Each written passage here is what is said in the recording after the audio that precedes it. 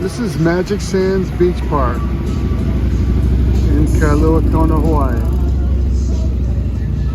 It's kind of like the city park. You know, parents will drop their kids off with their boogie boards, and you know, it's a fun beach. It's safe. There's a lifeguard right there, and it's got a sandy bottom. Kind of a funny story. They have quite a few names for this beach park. It's called Magic Sands. At one point it was called Disappearing Sands. People still call it White Sands or Magic Sands. And another name for it has been La'aloa Beach Park. So I guess back in the 70s or the 60s when they built, this is Magic Sands condominiums. So I guess back in the 60s when they built that, they started calling it Magic Sands. And then this condominium complex over here is called White Sands Village. And this is called Kona White Sands. This little complex, little two-story complex called Kona White Sands. And those were built probably back in the early 70s. And so people started calling it White Sands. So it's got a bunch of different names. I think Magic Sands is the most common.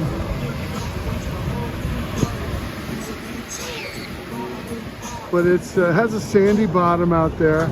It's kind of interesting that you can come here tomorrow and all of the sand along the shoreline will be gone. It'll just be rocks if there's a big swell. When the big swell comes in, it pulls the sand out and it's onto like a sandbar out there underneath the ocean. I don't know how far, maybe like 50 yards offshore or something. But then when the waves calm down again, it seems like overnight the beach will just come back. Not quite overnight, but usually maybe in a couple days it can completely come back. And that's why they call it Disappearing Sands or Magic Sands. You know, it's magic. The sand can be gone and can reappear in a day or two. So normally in the summertime, all the way through the fall, it looks like this. And then when you get to winter, when you have these northwest swells, the first big swell will usually take it out. And then sometimes it will come back, like I said, off and on throughout the rest of the year. But pretty much late spring, summer, and fall, it's really sandy. This sand up here always stays though. There's a volleyball court. There's a little bathroom over there. They just put that bathroom in and a ramp, so it's ADA compliant. They just put the new bathroom and showers in. There was an old one there before.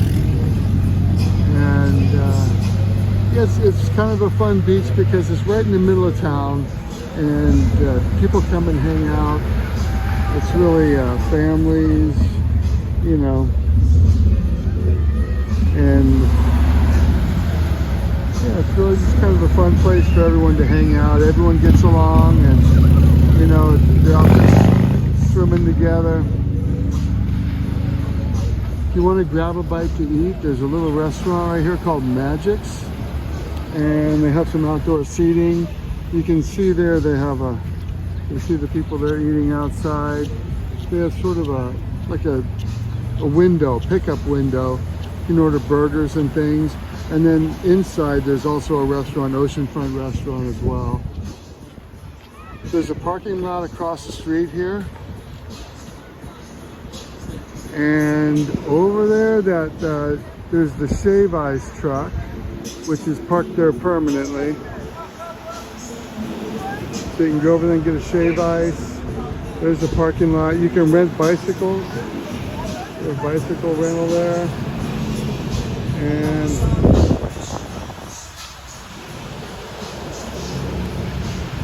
yeah, so everyone's just hanging out.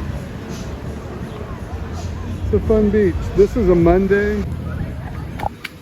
But this is the kind of beach that you can come to just for a couple hours, you know, if you want. It's really convenient. You can see it's right on Ali'i Drive. It's right in town. So bring your umbrella, your beach chair, because there's not much shade. There are palm trees, but you never know when they're going to give you shade, you know, depending on where the sun is. So it can get warm for sure. So yeah, bring your beach chair, umbrella. It's like these guys, just perfect. Yeah.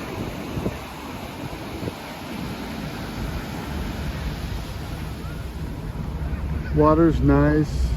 It's September now and it's 80 degrees. The water's 80 degrees, water temp. Outside's a little warmer than that. Not much, low 80s, just a beautiful day. Nice breeze coming off the ocean. There's also a volleyball court here. You see the volleyball court. And you can see it's just a small beach, but there's always room for everybody.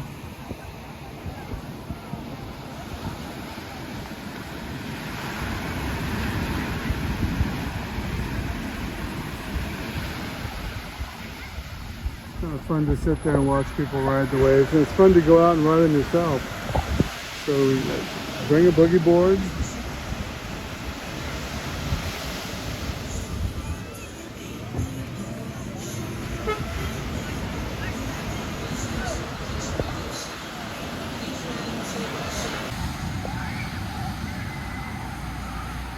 So this is the south end of the park.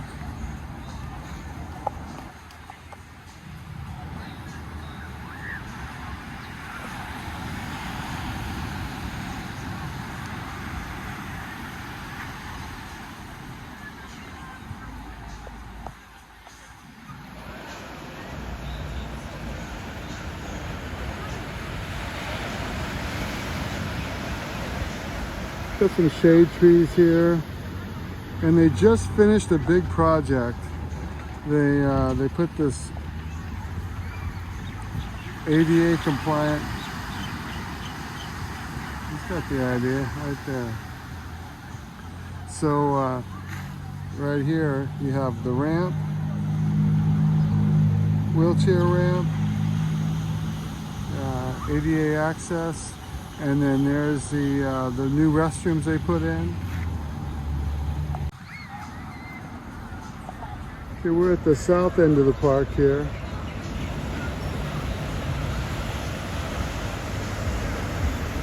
You can see there's some shade trees,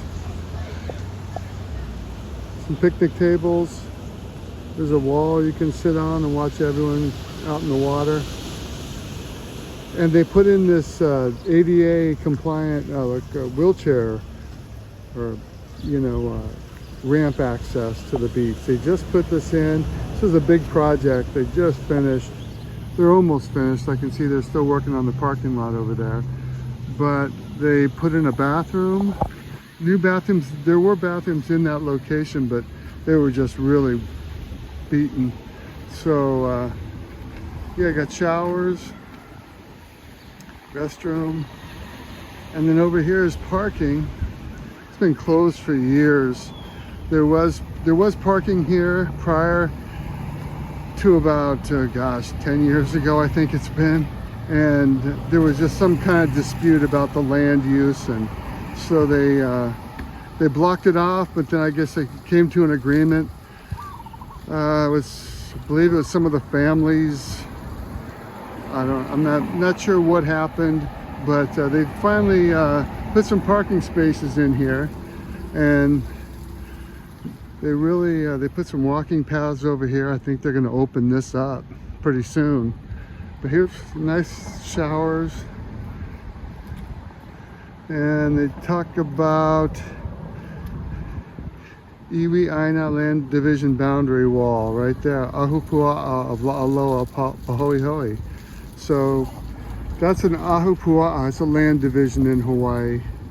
So this is the boundary here, and this way is the Pahoehoe Ahupua'a, and this side here is the La'aloa.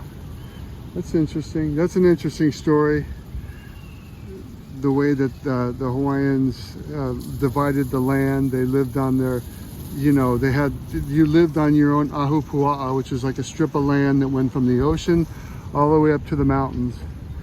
And you had everything you needed. Up in the highlands, it rains more, so you can grow fruit. Fruit.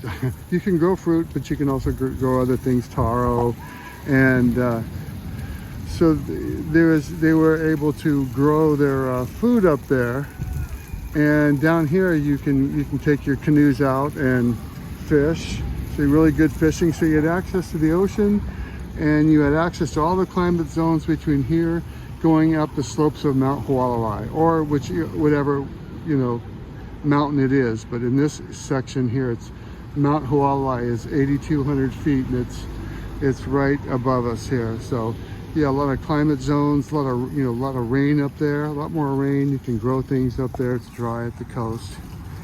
So yeah, so and they would have a land division. So you pretty much stayed in your Ahupua'a. That's like your village. That's like your system where your family lives, and many other families. And there's a hierarchy and everything. And then you would have another one. I think it seems like they're about a half a mile wide. Some are wider depending on the resources that you would need, that they provided. So anyway, this is the parking lot. It's going to be opened up. There's 4 Mile Beach, they call it, down there. It's a little cove right on the other end of the parking lot. Really good for scuba diving.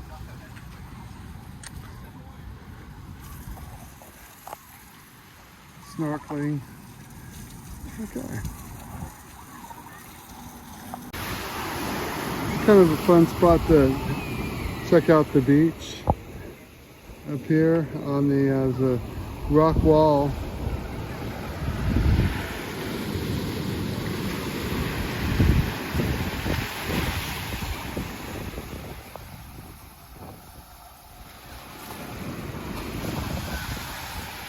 Everyone's waiting for the next wave.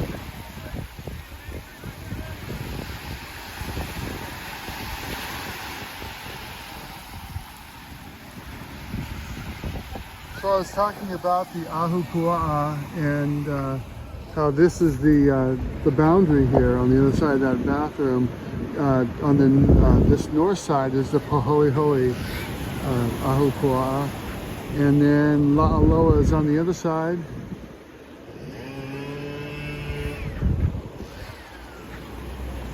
So that's just a land division that the island was basically sliced up like a pie all the way around, and each Ahupua'a had its own hierarchy. They had their chief, and they had people that did different tasks, and it was set up so that, pretty smart, because you would have access to the ocean. You can go out fishing and get fish that way, and then you had access all the way up to the top of the mountain, Mount Hualalai here. There's different mountains on the island, but this section, the Mount Hualalai, is directly above us, 8,200 feet. Can't see it because the clouds are building. It's the afternoon now, but they had terraces, and they had a water irrigation system where they would run water and flood their fields and grow taro and grow all kinds of food up there. So the Ahupua'a was a good system because it provided, the land provided for the people that lived on it, and then you would have the next one over. Like I said, La'aloa would be the next little community, I guess you could call it, group of people that were living. They had their own little hierarchy. Then you had the overall, the king, King Kamehameha, or a lot of times you'd have a ruler of a certain area. Like one king would rule Kona for different times in history, and then one would rule Puna, you know, so that's kind of the way it worked. But you had the main king, you know, and the most famous one was King Kamehameha. He's the one who united the Hawaiian Islands, the first one to do it. I think it was late 1700s, early 1800s. Don't quote me on this. I'm definitely not a historian. So, yeah. It's Magic Sands Beach Park. And like I said, you can get a Shave Ice over there, Shave Ice truck. You can have lunch outside where those umbrellas are, or inside the restaurant there, oceanfront. Plenty of seating.